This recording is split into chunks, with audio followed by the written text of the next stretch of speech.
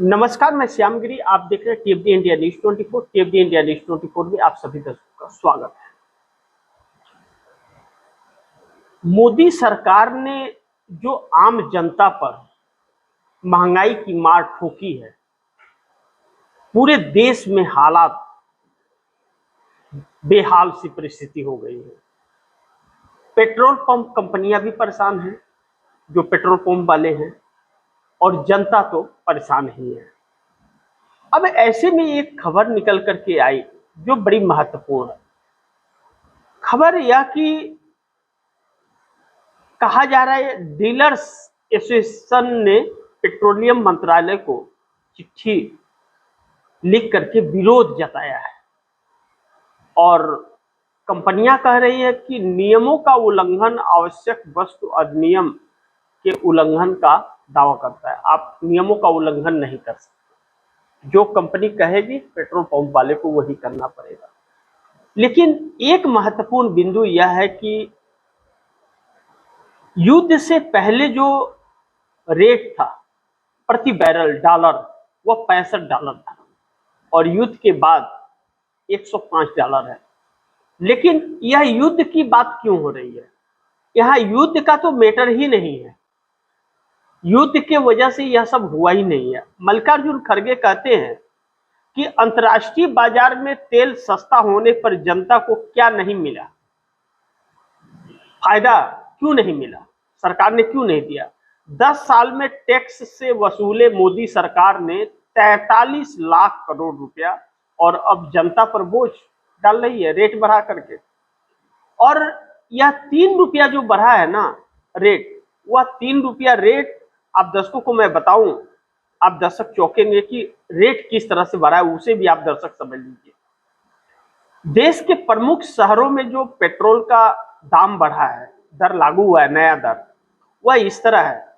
Screen में आप लोग देख पा रहे होंगे कि नई दिल्ली के अंदर 97 रुपया 77 पैसा प्रति लीटर, कोलकाता के अंदर 108 रुपया 70 पैसा प्रति लीटर और मुंबई के अंदर 106 रुपया 68 पैसा प्रति लीटर, गुड़गांव के अंदर 98 रुपया 47 पैसा प्रति लीटर, नोएडा के अंदर 97 रुपया 78 पैसा प्रति लीटर, बेंगलुरु में 106 रुपया 21 पैसा प्रति लीटर, भुवनेश्वर में 104 रुपया 19 पैसा प्रति लीटर, चंडीगढ़ में 97.27 रुपया प्रति लीटर, जयपुर में 107.97 प्रति लीटर, लखनऊ में 97.55 प्रति लीटर, पटना में 108.55 और तिरुवनंतपुरम में 110.58 रुपये प्रति लीटर।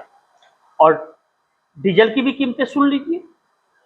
नई दिल्ली में 90 रुपया 67 पैसा, कोलकाता में 95 रुपया 13 पैसा, मुंबई में 93 रुपया 14 पैसा, चेन्नई में 95 रुपया 25 पैसा, गुड़गांव में 90 रुपया 94 पैसा, नोएडा में 91.2 पैसा, बेंगलुरु में 94.10, भुवनेश्वर में 95.75, चंडीगढ़ में 85.25, हैदराबाद में 98.96, जयपुर में 93.23, लखनऊ में 90.82 और पटना में 94.63, तिरुवनंतपुरम में 99.35। यह तो रेट बढ़ गए। अब आप दर्शक सोचिए कि यह बढ़ा क्यों है, यह बहुत गजब की चीज है। अब यह 3 रुपया क्या यह आखिरी है, इसके बाद नहीं बढ़ेगा रेट? इसके बाद जो कमर टूटेगी यह शुरुआत है, बाकी किस्तों में असूले जाएंगे।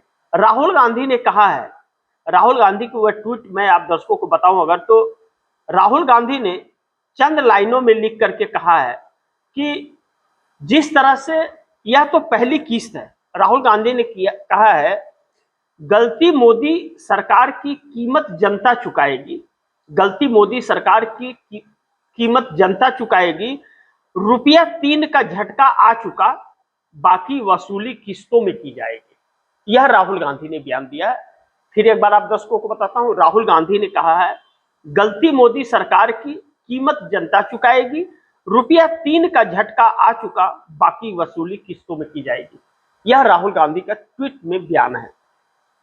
यानी कि राहुल गांधी ने बहुत पहले यह बात कही थी कि इस पर चर्चा किया जाए पार्लियामेंट के अंदर।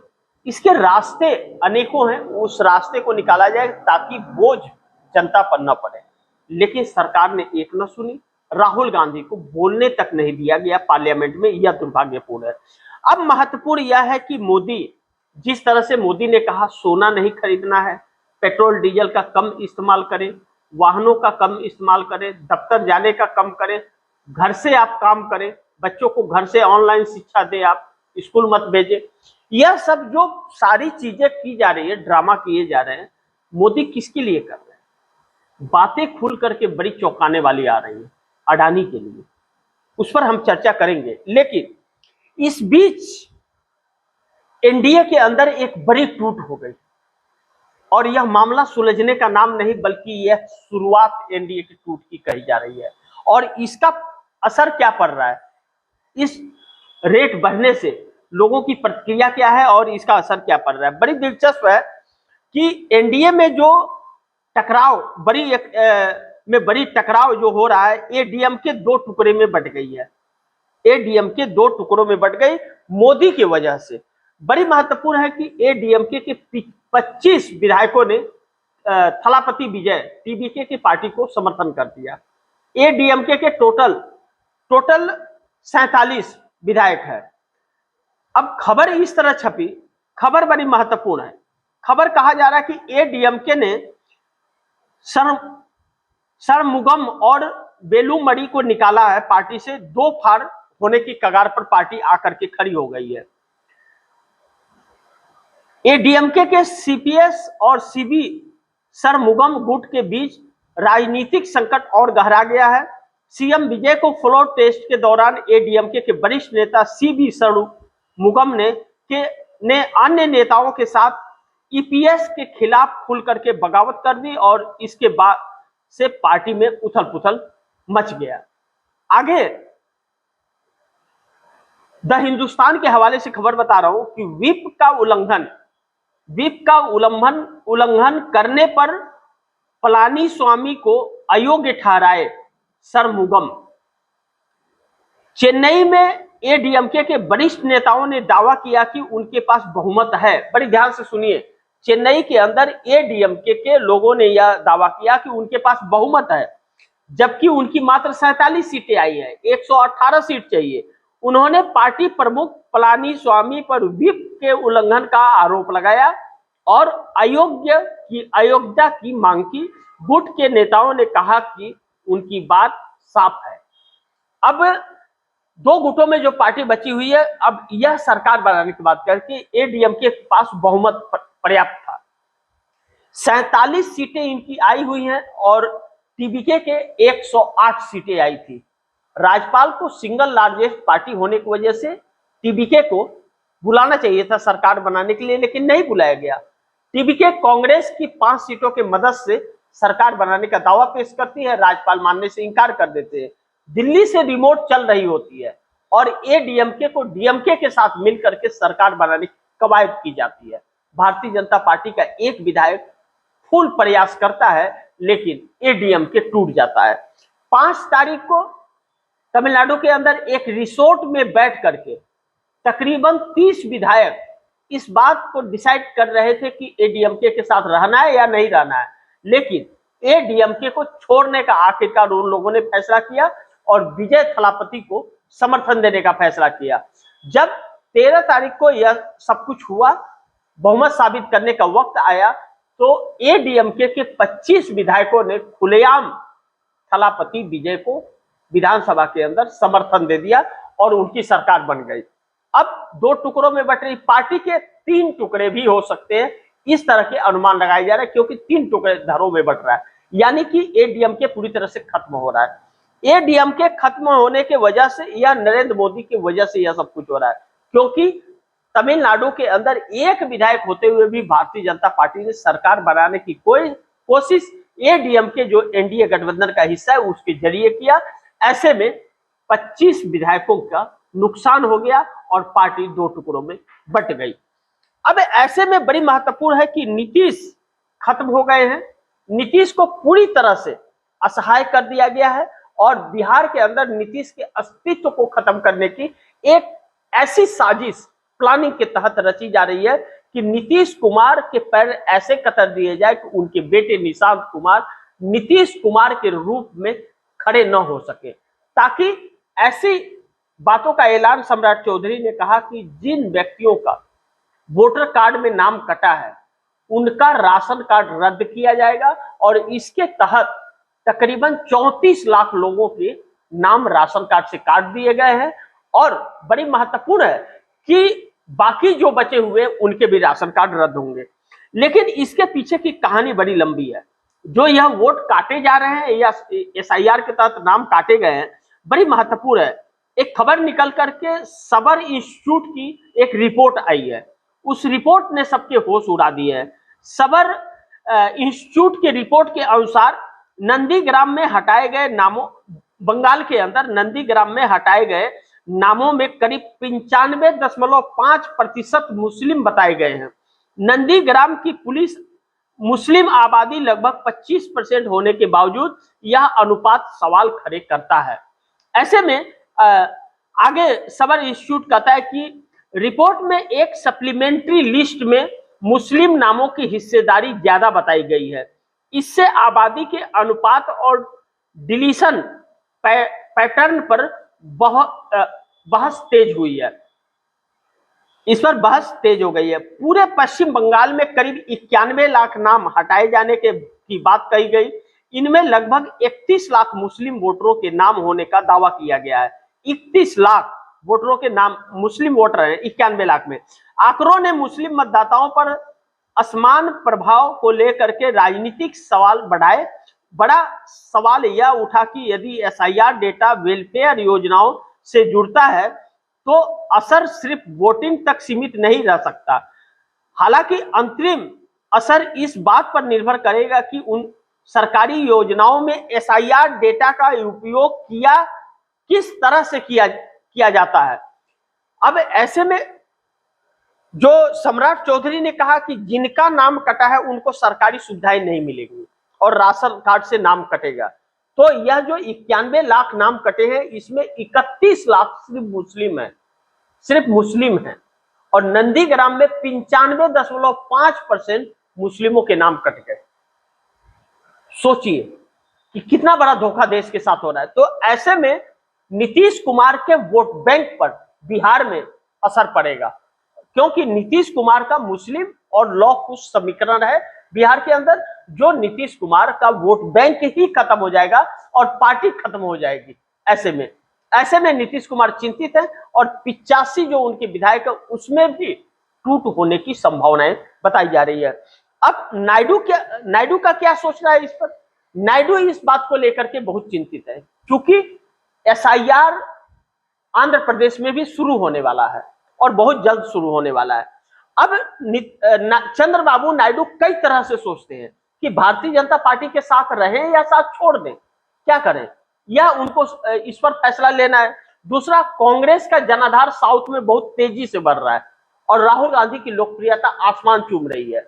ऐसे में नरेंद्र मोदी के साथ रहते हैं तो उसका दूसरा रिएक्शन, नरेंद्र मोदी ने अगर नीतीश को नहीं छोड़ा, ममता को ठिकाने लगा दिया, तो उसी एसआईआर के तहत चंद्रबाबू नायडू को ठिकाने नहीं लगाएगी, इस बात की क्या गारंटी है। तो 18 सांसदों के साथ सोच विचार करने पर चंद्रबाबू नायडू भी मजबूर है। अब आते हैं उन मुख्य मुद्दों पर जो बड़ी महत्वपूर्ण है कि जो महंगाई की रेट बढ़ी है वह क्यों बढ़ी है। कहा जा रहा है अडानी 18 मिलियन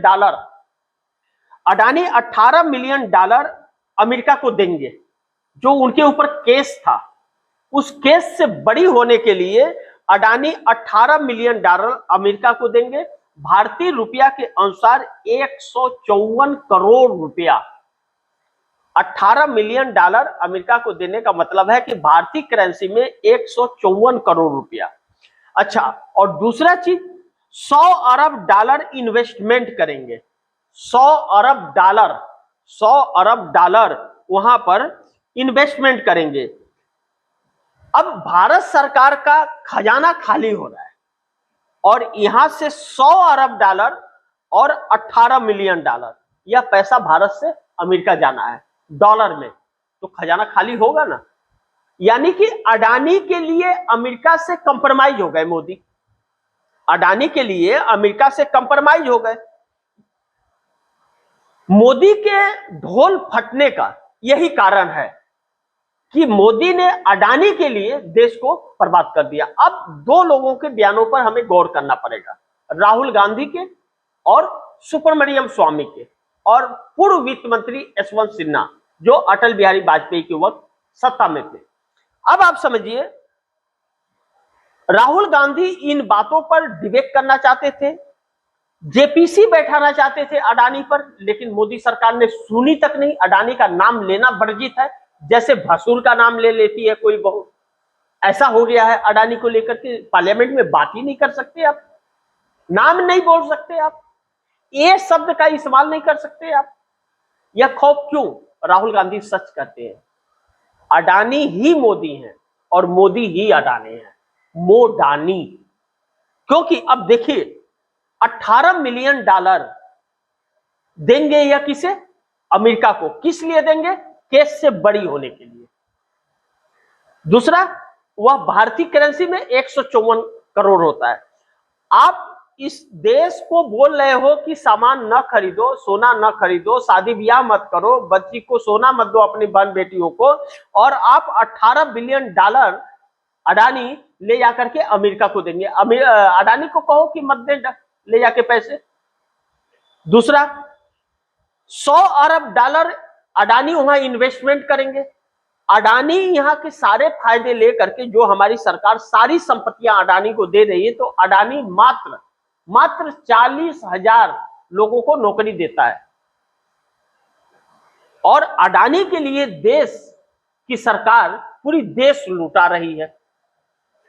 अब राहुल गांधी ने यह भी कहा, इस पर लेकर के जयराम रमेश ने भी इस पर ट्वीट किया है, जो बड़ी महत्वपूर्ण है। जयराम रमेश ने ट्वीट में कहा है, अब यह स्पष्ट हो गया है कि प्रधानमंत्री ने भारत अमेरिका के बीच यह उस बेहद निराशाजनक और एक तरफा ट्रेड डील को क्यों स्वीकार किया, जो वास्तव में अमेरिका के पक्ष में एक तरफा सौदा था। यह भी साफ हो गया है कि उन्होंने 10 मई 2025 को राष्ट्रपति ट्रंप की धमकियों के आगे झुकते हुए राष्ट्रीय हित के बजाय उनके दबाव में ऑपरेशन सिंदूर को अचानक क्यों रोक दिया।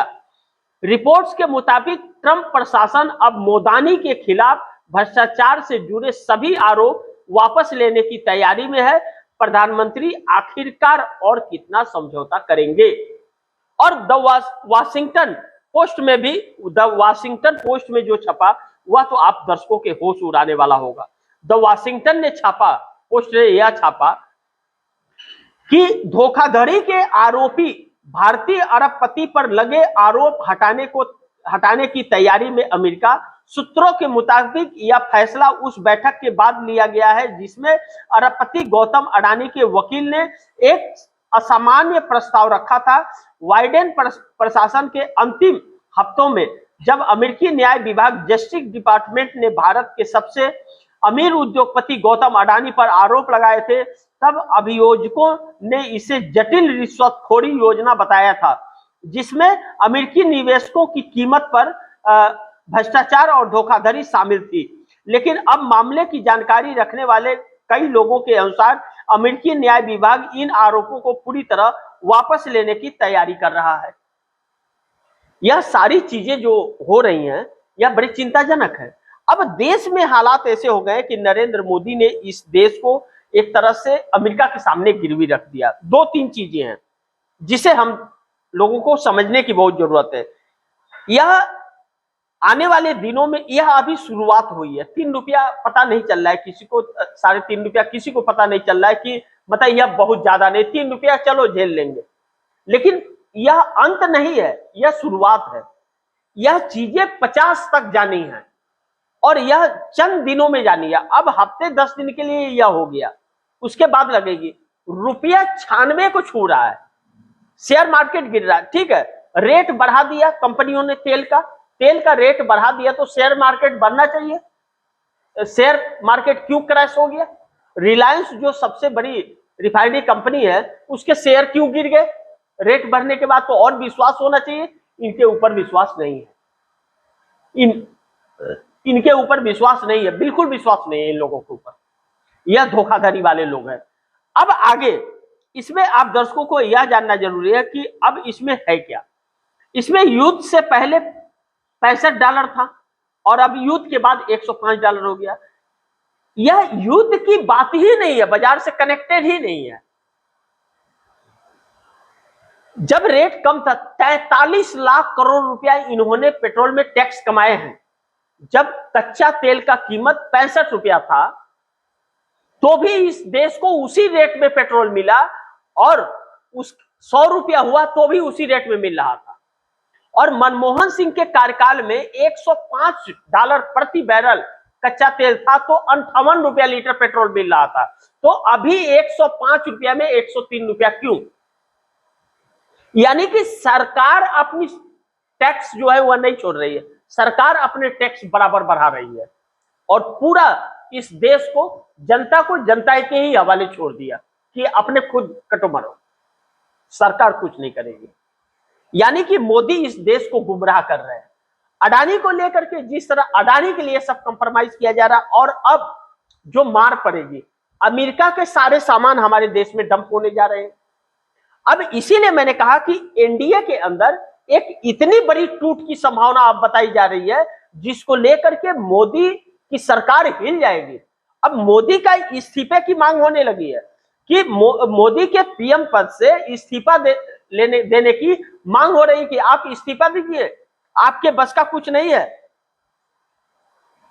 क्योंकि देश में जो हाहाकार मचे हुए हैं, जहां शिक्षा और स्वास्थ्य की बात होनी चाहिए थी, वहां पर महंगाई की मार से लोग परेशान हैं और देश को लूटा जा रहा है। अभी तक चुनाव था तो सब कुछ ठीक था, कुछ भी कमी नहीं थी। चुनाव खत्म होते ही खजाना पूरा खाली हो गया, क्योंकि खजाने का इस्तेमाल ये लोग अपने चुनाव में कर रहे हैं, सरकारी तंत्रों में कर रहे हैं, अफसरों को खरीदने में, नेताओं को खरीदने में, जनता को घूस देने में, वोट लेने के लिए पैसे देने में, उसमें इस्तेमाल कर रहे हैं, जिससे देश बर्बाद हो रहा है। नीट के 22 लाख बच्चों का भविष्य बर्बाद कर दिया। अब खबर आ रही है कि नीट का दोबारा एग्जाम होगा, लेकिन उन बच्चों का मनोबल कितना टूटा, और जब दोबारा एग्जाम देने के लिए वह बैठेंगे तो क्या प्रिपेयर करेंगे वह। सोचिए, जब एक तैयारी इतने दिनों से की और वह निराश हो गए, अब दूसरे बार एग्जाम देने बैठेंगे तो वह प्रिपेयर क्या होंगे, उनके दिल में रहेगा यह भी तो लिख नहीं होगा और सरकार को नौकरी देनी नहीं है। ऐसे में देश जिस दिशा में जा रहा है बहुत चिंताजनक है। ऐसी कल्पना कभी किसी ने नहीं की थी। यह जो सारी चीजें हो रही है, यह एक ऐसी दिशा में नरेंद्र मोदी लेके जा रहे हैं कि नरेंद्र मोदी यह देश नहीं चला रहे, अडानी की कंपनी चला रहे हैं और इस देश को अडानी हैंडल कर रहा है अपने तरीके से, और नरेंद्र मोदी कठपुतली है। या फिर राहुल गांधी की बातें सही है कि नरेंद्र मोदी ही अडानी है और अडानी ही नरेंद्र मोदी है। राहुल गांधी ने बड़ी साफ शब्दों में कहा कि गलती मोदी की और कीमत जनता चुकाएगी। ₹3 का झटका आ चुका है और बाकी वसूली किस्तों में की जाएगी तो जनता भोगे। नीतीश नायडू ने इस देश के साथ जो गद्दारी की है इस सरकार का साथ देकर और सरकार को स्थापित करके, आने वाले दिनों में उन लोगों को भी इसकी कीमत चुकानी पड़ेगी और वह जनता वसूल करेगी। एक ऐसे मुहाने पर आ गए हैं लोग कि नीतीश तो खत्म है, अगला नंबर नायडू का ही है। ये डीएमके तो टूटकर बिखर गया, पार्टी का अस्तित्व भी ये डीएमके का तमिलनाडु में बचेगा इसकी गारंटी नहीं है। सोचिए कि एक भारतीय जनता पार्टी के गठबंधन की एनडीए का हिस्सा, अहम हिस्सा एडीएमके वर्षों से है और वह टूट करके एक झटके में चली गई टीबीके में, को समर्थन दे दी। विजय ने समर्थन थोड़ी मांगा था, यह सब अपने इस पार्टी को छोड़ करके वहां जाकर के समर्थन दे दिए, टीबीके में शामिल नहीं हुए लेकिन समर्थन दे दिए। अब तो वो बहुमत साबित हो गया उनका, बम्पर हुआ है बहुमत। अब ऐसे में देश कहां जा रहा है? इस महंगाई की मार जो पड़ रही है, यह सरकार स्थापित करने के लिए जो महंगाई, जो कीमत बाहर चुका रहे हैं, लूट रहे हैं इधर से और जनता को गुमराह कर रहे हैं, अमेरिका के हाथों की कठपुतली बनकर के घूम रहे हैं। बहुत चिंताजनक है, इस पर विचार करना बहुत जरूरी है। आने वाला दिन बड़ी चुनौतीपूर्ण होने वाला है। ऐसे में आप दर्शकों की क्या राय है और क्या सुझाव है कमेंट बॉक्स में जरूर दीजिएगा। इस खबर को ज्यादा से ज्यादा शेयर कीजिएगा, अपने दोस्तों को भी कहिएगा आगे शेयर करें। और आपने अगर TFD इंडिया न्यूज़ 24 को सब्सक्राइब नहीं किया, सब्सक्राइब कर लीजिए, अपने दोस्तों को भी कहिएगा सब्सक्राइब करें। मिलते हैं अगली खबर के साथ, तब तक के लिए नमस्कार।